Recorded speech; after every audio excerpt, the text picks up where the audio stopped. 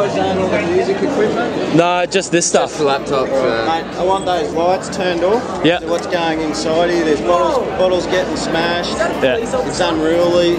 So turn the lights off for me. Alright, these guys over here.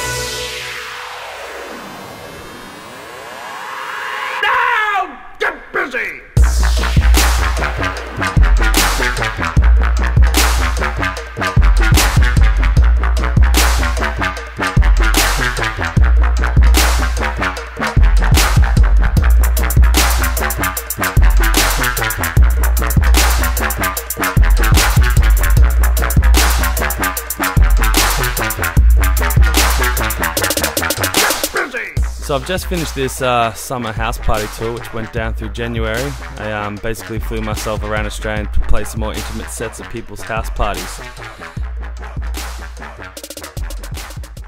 So I started the tour off in my hometown of Brisbane. I was a bit optimistic, but also a bit stressed as to how the parties would turn out. You know, I didn't know whether to expect cocktail dinners or, you know, loose drug-fueled raves. So I was a bit stressed on that. The first party ended up being a cracker. They were, I had to go there pretty early and they were going pretty hard at about 8 PM at night, so I was stoked on that.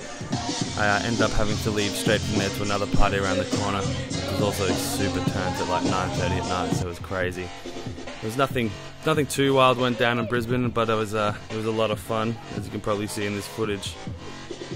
Next up was Newcastle, where I found myself playing in someone's kitchen after far too many hours of playing beer pong, drinking this Rivets beer from Aldi, which ended up being about $1 per can.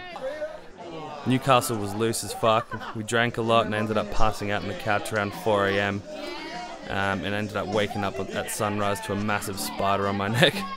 After that, I had to get the fuck out of there and drove to the beach and slept until I was sober enough to drive to Sydney the next night.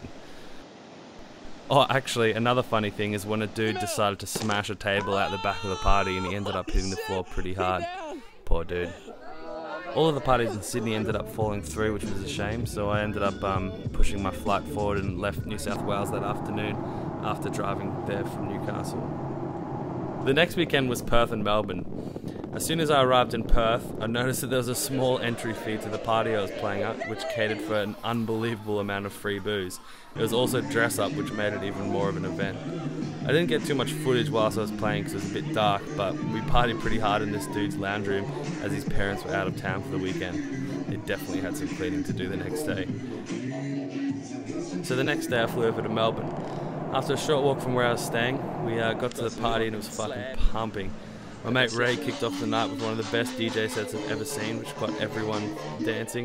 And then my brother Carl then popped off into some more bass heavy shit, and I ended up DJing after him for about 3 hours into the night. One of the best moments of the Melbourne party was when Ray started DJing from his iPhone to give me a break after I was DJing non-stop for 3 hours. And he ended up dropping Sandstorm, and it was fucking epic.